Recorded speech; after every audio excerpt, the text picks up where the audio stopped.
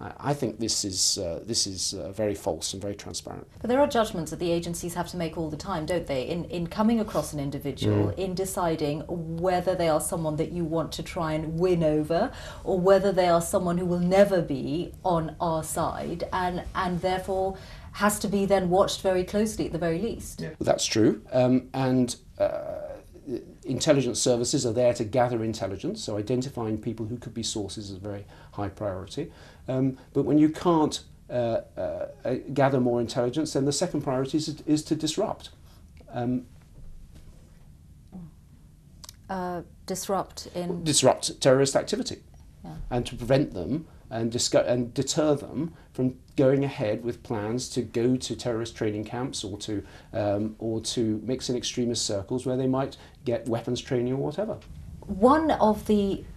There's a lot that's been said about how people are radicalised, and increasingly now we hear about the internet, perhaps more than anything else. A lot less seems to be understood about why people are being radicalised, and particularly why people are being radicalised in Europe in the numbers of, you're speaking about several thousand extremists in this country. Why do you think that young British Muslims often appear to be vulnerable in this way? Well, I'm not an expert in this area. I've headed the Overseas Intelligence Agency, MI6, not the Domestic Security Service, MI5. But the two have come closer, haven't they, in recent years? Facing the same and obviously, threat. understanding and penetrating terrorist organisations was a lot of what MI6 has been doing. But you ask about why people are radicalised. I think there are two main answers. One is that people in this country are not as integrated as we would like them to be. Other religions, whether they're Hindus or Sikhs or Jews, are very well integrated into this country.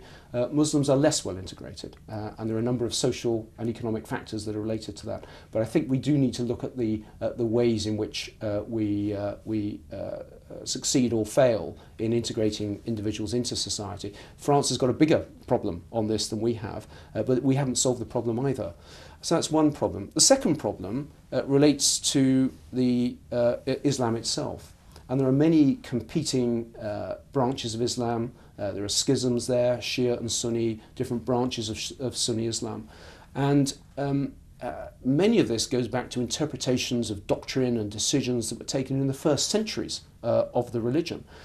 The Islamic religion as a whole is not well geared to reviving and modernising itself so that it meets the values and the norms of a 21st century society. So there's a big political challenge which can only really be taken up by leaders in the Islamic world. Some of them have started. The President of Egypt has started this, raising the questions. But I think this has to be a debate in the Islamic world. It can't be imposed by the West. The West's focus has to be on defending ourselves against the dangers that these groups pose to us. And yet it is such a pressing issue for society in this country. For example, we ran a poll this week of opinion amongst British Muslims in which... So good. It's also the 3 trees we replace for every one we use. Then add serum and blend through lengths. Our most advanced system out. I approve. If you want me to say that, I approve, and I do approve. I appreciate that so much. Can I get our... Yeah, sure, mate.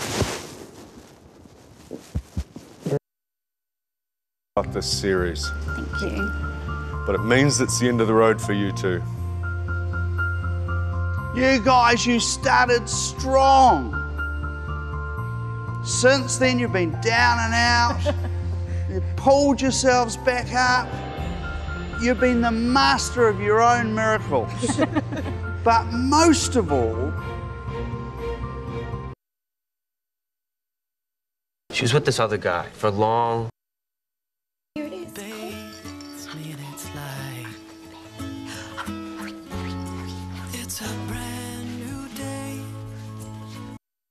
Counterproductive inside Islam. Ultimately, if Continue to move eastwards, lingering across Scotland for a time before clearing into the North Sea. It'll remain windy with clear spells and showers developing across the UK and Ireland.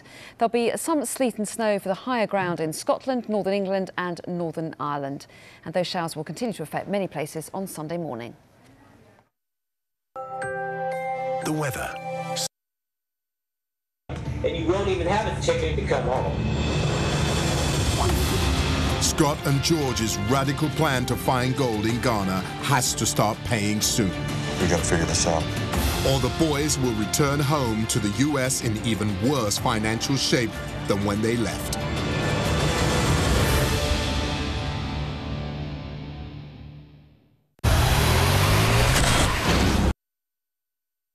Every day.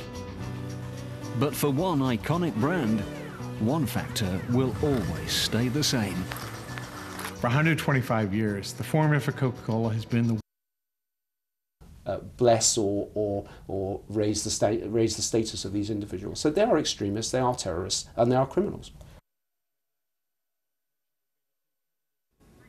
And worth reminding you that you can listen to Michelle Hussein's full interview with Sir John Sawyers on the Today programme website. That's at bbc.co.uk/today. Now, though, it's time for a look at the weather. Across the newsroom, Matt Taylor is waiting with the forecast. Hello. Hello there, Rachel. Very good afternoon to you. Rather cloudy end to the month and to the meteorological winter. A little bit of brightness across some eastern areas this afternoon for a short while, but the cloud really dominates, some rain too, and it's set to become a good deal windier before we finish today. If we take a look, though, where it's raining at its heaviest at the moment, we've got some splashes of rain now pushing into the southwestern Wales fairly erratically. Most persistent rain, western Scotland and Northern Ireland, and that will all be marching its way eastwards through the rest of today. Across the southern half of the country, occasional and heavy rain with strong winds pushing away by the time we get to around midnight. The rain, though, hangs around northern parts of the country, and it's here where either side of midnight we'll see some of the strongest winds, 60, maybe 70-mile-an-hour gusts possible. That could cause some travel disruption into the morning, bringing in plenty of showers as well, and they'll continue throughout Sunday, even if the strongest of the winds quickly ease off. Further south, the odd morning shower, a lot of dry and bright weather to central and eastern parts during the day, but in the west, make the most of any morning sunshine because there will be some rain spreading in later, a bit of snow over the hills. Temperatures falling away through the day. It's going to feel quite chilly by the end, and a rather cool start to next week too.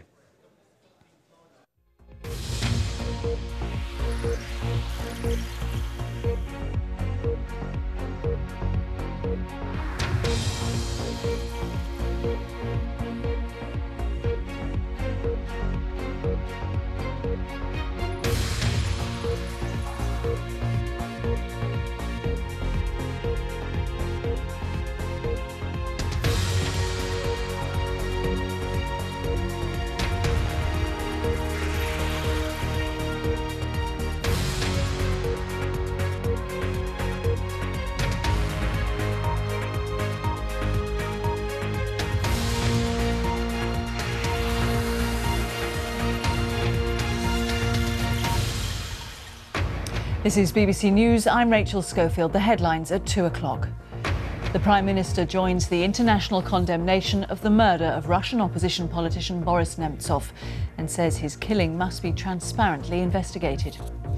Mr. Nemtsov was shot dead near the Kremlin. The rally he was organising to criticise Russia's involvement in Ukraine will now be a march in his memory. More details emerge about Mohamed Emwazi as a former reviewer of anti-terror laws says the abolition of control orders was a mistake.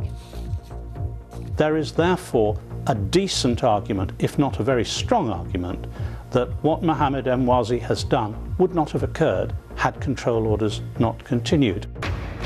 Help for first-time buyers under 40, a new scheme to give them a discount for homes built on brownfield land. Also ahead in the next hour, Prince William shows off his diplomacy and circus skills. The Duke of Cambridge impresses the Japanese Prime Minister by keeping the balls in the air as he continues his tour of the country. And coming up in Witness, we hear from the first man to surf waves 4 stories high on the Californian coast. That's in 30 minutes here on BBC News.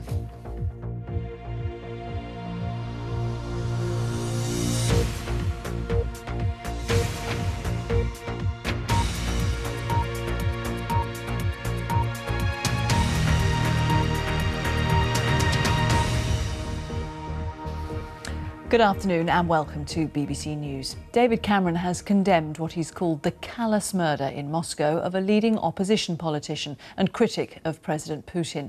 Police say the former Deputy Prime Minister Boris Nemtsov was hit by several bullets fired from a car as he walked just a few hundred yards from the walls of the Kremlin last night. A planned opposition march scheduled for tomorrow has been cancelled. Organisers will now hold a march of mourning for him instead. Sarah Rainsford reports from Moscow. All morning, people have been coming here to lay tribute.